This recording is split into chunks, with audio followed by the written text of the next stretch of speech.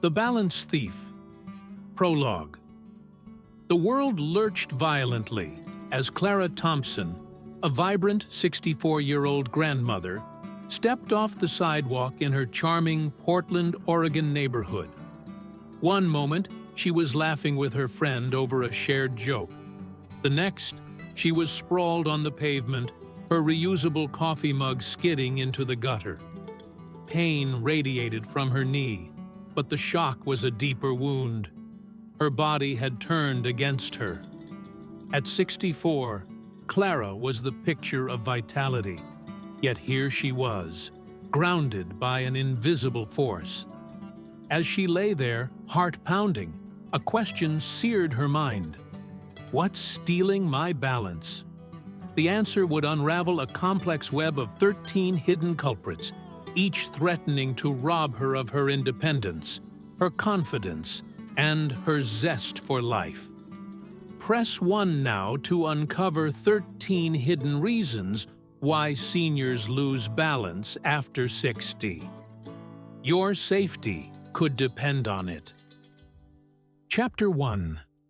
The Fall That Shattered Her World. Clara Thompson was a cornerstone of her Selwood community in Portland. A retired librarian, she filled her days with volunteering at the local food bank, tending her lush backyard garden, and leading a book club that was the talk of the neighborhood. Her warm smile and boundless energy made her a magnet for friends and family. But on that crisp December morning in 2025, everything changed. The fall wasn't her first stumble. She'd tripped on garden paths and wobbled on her porch steps, but she'd always laughed it off. This time, the pain in her knee and the sting of humiliation were impossible to ignore. Her friend, Maria, rushed to her side, but Clara's pride was bruised worse than her body. At the urgent care clinic, Dr. Lauren Patel delivered a sobering diagnosis. Clara, you're lucky it's just a sprained knee. Falls are the leading cause of injury for people over 60, and they can spiral into serious issues if we don't act. Clara's mind reeled. She'd noticed small signs, hesitating on uneven sidewalks, gripping railings tighter, but hadn't seen them as warnings. Dr. Patel handed her a booklet titled 13 Reasons You Lose Balance After 60. Read this carefully, she said.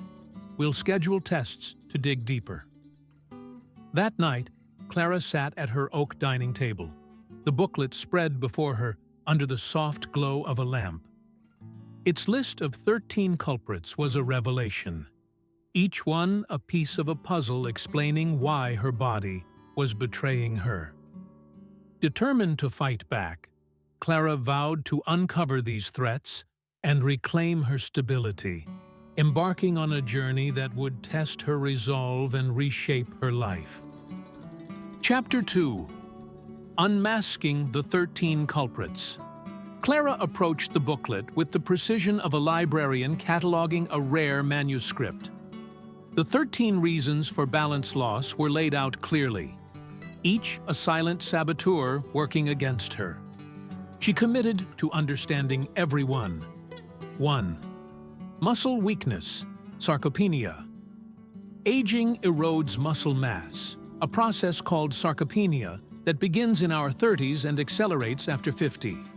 Without exercise, muscles in the legs and core weaken, making it hard to stay steady or recover from stumbles. Clara realized her once strong legs, toned from years of shelving books, were losing their power. 2. Joint stiffness. Cartilage and connective tissues degrade with age, and reduced movement stiffens joints. Clara's knees creaked after gardening, and her hips ached on long walks. Stiff ankles and hips hindered quick balance adjustments, like trying to pivot with frozen hinges. 3. Inner ear problems. The vestibular system in the inner ear senses head position and movement, but aging weakens its cells, causing dizziness or vertigo. Clara recalled woozy spells when standing up, as if her internal compass was spinning out of control. 4. Decreased proprioception. This sixth sense lets the body know its position in space through receptors in muscles, tendons, and joints. As these receptors dull with age, Clara misjudged steps, tripping on roots or curbs, like navigating without a map. 5. Vision changes. Eyes orient us in space and help avoid obstacles, but age-related issues like cataracts, glaucoma, or outdated glasses impair this. Clara struggled to see in Portland's rainy gloom, turning evening strolls into a gamble. 6. Vitamin B12 deficiency. B12 is vital for nerve health and blood cell production, but aging reduces absorption. Clara's mostly vegetarian diet put her at risk. Low B12 could cause numbness, shaky coordination, and fatigue by damaging nerves' protective myelin sheath. 7. Medications. Many drugs, like Clara's blood pressure pills and occasional sleep aids, can cause dizziness or slow reflexes. Combining medications heightens risks, a hidden danger the booklet flagged as the most dangerous culprit. Clara saw its threat clearly. 8. Chronic health conditions. Conditions like diabetes, which Clara was at risk for, cause nerve damage, dulling foot sensation. Arthritis, Parkinson's, or past strokes could also disrupt movement, throwing balance off like a miscalibrated scale. 9. Dehydration. Older adults lose thirst signals, and medications like diuretics increase dehydration risk. Low fluids drop blood pressure, causing lightheadedness. Clara often forgot to drink water, especially in Portland's damp but dehydrating climate. 10. Fear of falling. Paradoxically, fearing falls makes them more likely. Clara's post-fall hesitation made her movements jerky, less fluid, trapping her in a cycle of anxiety and physical decline. 11th. Decreased foot sensitivity. Nerve endings in the feet sense terrain for balance, but aging or conditions like diabetes dull them. Clara felt like she walked on pillows, her thick sneakers muffling the ground's feedback. 12th. Postural changes. A stooped stance or forward head shifts the center of gravity. Clara's years at a library desk had hunched her shoulders, subtly destabilizing her like a leaning tower. 13. Cognitive decline. The brain integrates sensory data for balance, but even mild cognitive slowdowns hinder this, especially during multitasking. Clara noticed she wobbled more when chatting while walking, her brain struggling to juggle inputs. Each culprit was a revelation, but together they formed a formidable enemy. Clara felt a mix of fear and determination. She wasn't just fighting for balance, but for her independence, her ability to garden, volunteer, and chase her grandkids. Chapter 3. Crafting a counterattack. Clara wasn't one to surrender. With the 13 culprits exposed, she built a comprehensive plan to reclaim her balance, blending the booklet's solutions with her librarian's knack for research and organization. She tackled each issue with precision, turning her home into a command center for recovery. For muscle weakness, Clara joined a fitness center in Selwood, enrolling in a senior strength training class led by a cheerful trainer, Ethan Brooks. Using resistance bands and light dumbbells, she focused on leg and core exercises, squats, lunges, and planks. She started shaky, but soon felt her muscles firm, like rebuilding a house's foundation. After 6 weeks, she could climb her porch steps without gripping the railing. To address joint stiffness, Clara discovered yoga at a local studio.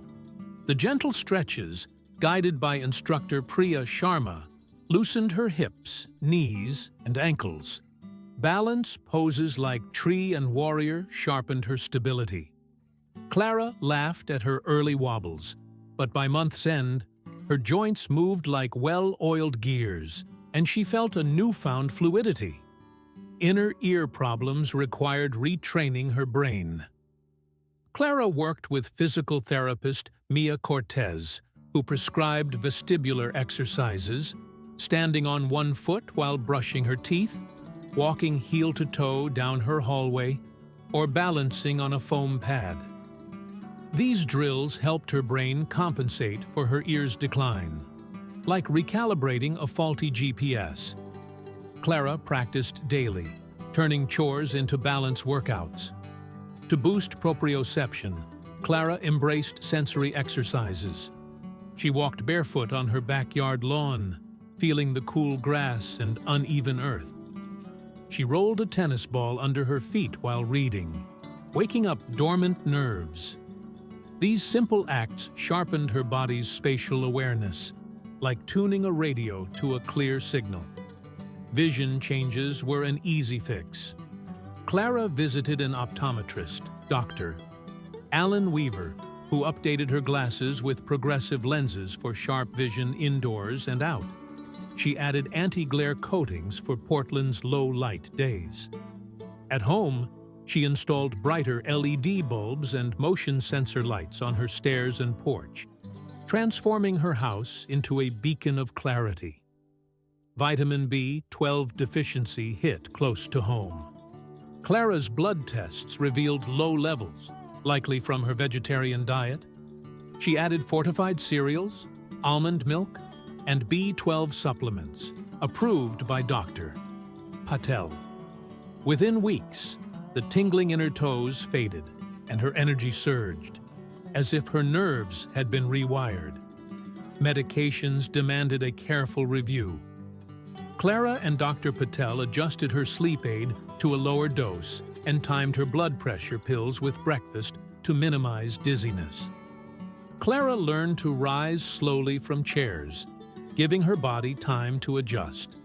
The changes were subtle but powerful, steadying her steps. For chronic conditions, Clara tackled her borderline diabetes head-on. She joined a local diabetes prevention program, learning to balance carbs and proteins while walking daily to ease her mild arthritis.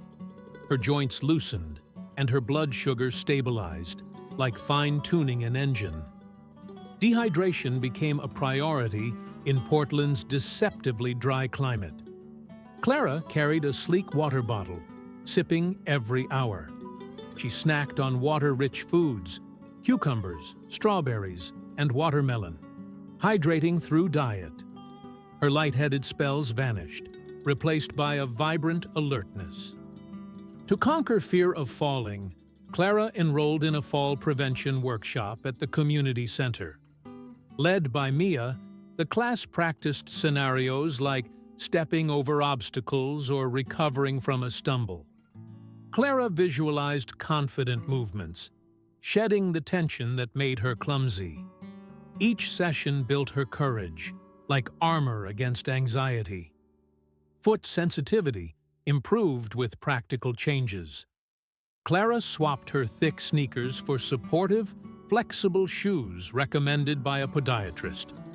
She massaged her feet nightly, rolling a golf ball under her soles to stimulate nerves. The ground felt alive under her steps, grounding her in every stride. Postural changes required vigilance. Mia gave Clara exercises to strengthen her back and open her chest, wall angels, shoulder rolls, and cat-cow stretches. Clara set phone reminders to check her posture, standing tall like a dancer. Her hunched shoulders straightened, realigning her center of gravity. For cognitive decline, Clara leaned into mental stimulation. She joined a ballroom dancing class, where quick steps and partner cues kept her brain sharp. Dancing with Javier, a retired mechanic with a quick wit, combined physical and mental challenges. The rhythm of the waltz sharpened her focus, and Javier's laughter became a highlight of her week. Chapter 4. Fortifying her fortress. Clara's fight extended beyond her body to her environment. She fall-proofed her home with military precision. Loose rugs were taped down or removed, and clutter cleared from hallways and stairs. She installed sturdy grab bars in her bathroom and dual handrails on her porch steps. Motion sensor lights illuminated her paths at night, and non-slip mats lined her kitchen and bath. Her home became a fortress of safety, every corner designed to keep her upright. She wove balance into daily life. During TV commercials, Clara practiced chair rises, strengthening her legs. While waiting for her kettle, she balanced on one leg, turning mundane moments into training. She walked heel to toe while on phone calls, her hallway a tight rope for practice. These micro-habits built resilience, proving change was in the small, consistent acts. Clara also upgraded her lifestyle. She swapped heavy gardening boots for lightweight, grippy shoes, reducing strain on her feet. She carried a folding cane on hikes, not as a crutch, but as a tool for uneven trails. Her mindset shifted. Aging wasn't about loss, but adaptation, finding new ways to thrive. Chapter 5. A community transformed. Clara's journey didn't end with her. Her transformation inspired Selwood, rippling through her community like a stone in a pond. At the community center, she shared her story during a senior wellness night, her voice steady as she listed the 13 culprits and her countermeasures.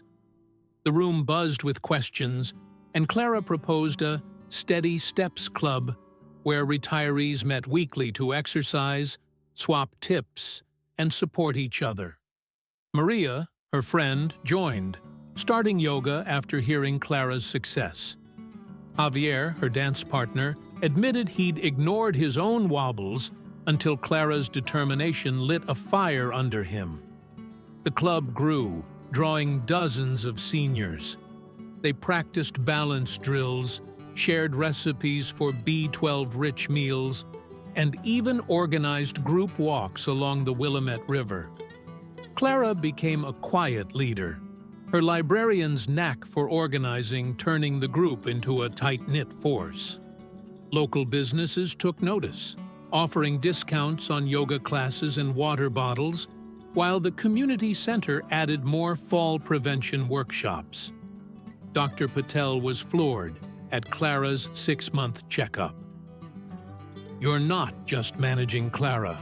You're thriving," she said. Clara's knee had healed, her blood sugar was stable, and her confidence was unshakable. She wasn't just preventing falls, she was preserving her freedom to garden, dance, and play tag with her grandkids in the backyard. Clara's family noticed the change. Her daughter, Emily, marveled at her mother's energy, joining her for yoga sessions. Her grandkids, Liam and Sophie, loved Clara's new dance moves, giggling as she spun them around the living room. Clara's journey had rebuilt not just her body, but her role as a vibrant matriarch. Chapter 6. The Broader Impact. Clara's story spread beyond Selwood. A local newspaper featured her in a piece on aging with resilience, titled "Portland Grandma Defies the Odds." The article quoted Clara, "Balance isn't just physical. It's about holding on to who you are." Readers flooded the paper with letters, sharing their own struggles and inspired by Clara's fight. The community center launched a citywide Balance for Life campaign, with Clara as its unofficial ambassador. She spoke at senior centers across Portland. Her talks blend in humor and hard-won wisdom. She described the 13 culprits with clarity, demystifying them for audiences who'd felt helpless. Her message was simple: aging is inevitable, but surrender isn't. Start small, stay consistent, and lean on your community. Clara's influence reached unexpected places. A local physical therapy clinic developed a Clara's Challenge program, using her exercises as a blueprint for seniors. A Portland startup created a balance tracking app inspired by Clara's daily habits, with reminders for posture checks and hydration. Even Javier, now a close friend, started a blog about his own balance journey, crediting Clara's spark. Epilogue: The Thief Vanquished. 18 months after her fall, Clara stood on her porch, steady as an oak. The world no longer tilted. She waved to Maria, then headed to the community center, her steps sure and purposeful. The 13 culprits that once held her hostage were powerless against her resolve. Clara had learned that aging wasn't a verdict, but a call to action, met with knowledge, grit, and a community that lifted her up. Her story became a legend in Portland, a testament to what's possible when you refuse to give in. Clara wasn't just a retiree, she was a warrior. Proving balance was more than physical. It was the courage to keep moving, keep growing, keep living. As she twirled across the dance floor with Javier, her laughter echoing, she knew the thief was defeated, and she was free to embrace life, one bold, steady step at a time. Thank you for watching. If you enjoyed this, please like and share with your friends. Your support keeps these stories alive. Don't forget to subscribe so you never miss a new episode. And if today's story touched your heart, leave a comment. I'd love to hear from you. Take care, stay well, and see you in the next story.